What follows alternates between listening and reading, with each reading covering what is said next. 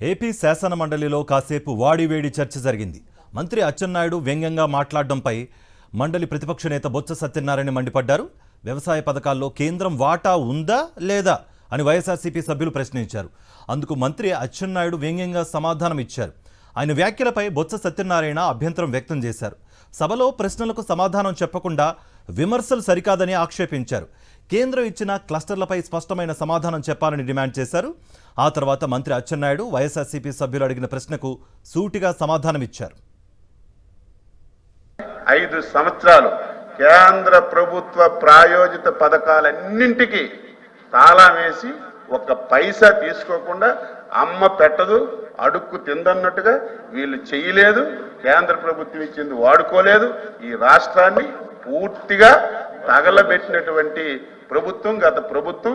ఇది నేను చెప్పడం కాదు, ప్రతి ఒక్కరూ మాట్లాడతారు, రికార్డులు ఉన్నాయి, ఆన్లైన్లో కూడా మీరు చూసుకునే అవకాశం మీకు ఉంది. వ్యవసాయం అంటే ఏ ప్రభుత్వం పేటెంటో, వ్యవసాయం అంటే ఏ ప్రభుత్వం సొంత దండగన్నారో ఈ రాష్ట్ర ప్రజలందరికీ తెలుసు. ఆ విషయానికి మనం వెళ్ళొద్దు. ఆ విషయం అందరికీ తెలుసు. వ్యవసాయం సొంత దండగని ఎవరన్నారో, వ్యవసాయం పేటెంట్ ఎవరన్నారో ఈ రాష్ట్ర ప్రజలందరికీ తెలుసు. దాన్ని మనకి చర్చించుకోవడానికి కాదు. సభ్యులు అడిగింది ఏంటి సార్, ఏమైనా సబ్సిడీ ఇస్తున్నారని మాకు తెలిస్తే చెప్పండి, తెలుసుకోకపోతే తెలుసుకొని చెప్తామని చెప్పండి, తప్ప అంతవరకు కాదు. అంతేగాని మీరు చేయలేపారు, మీరు ఏం చేస్తారో వ్యవసాయానికి మేము ఏం చేసామో తెలుసు. నేను సూటిగా మంత్రిగా అడుగుతున్న ఒకే విషయం, ఏదైతే క్లస్టర్స్ అని మీరు చెప్పారు సంతోషం, ఆ క్లస్టర్స్కి కేంద్ర ప్రభుత్వం ఒకవేళ ఉంటే చెప్పండి, తర్వాత చెప్పండి, పర్వాలేదు, మాకేమీ అభ్యంతరం లే. కానీ విమర్శలు పోదామంటే విమర్శలు డిస్కస్ చేసుకుందాం, ఆ చర్చల్లో డిస్కస్ చేసుకుందాం. అడిగిన దానికి సమాధానం. కేంద్ర ప్రభుత్వం వచ్చి క్లస్టర్స్ ఇస్తానన్నారు. ఉదాహరణకు వచ్చి మన ఉత్తరాంధ్రకు వచ్చి జీడికి వచ్చి క్లస్టర్ కింద రికగ్నైజ్ చేస్తామని చెప్పారు, సంతోషం.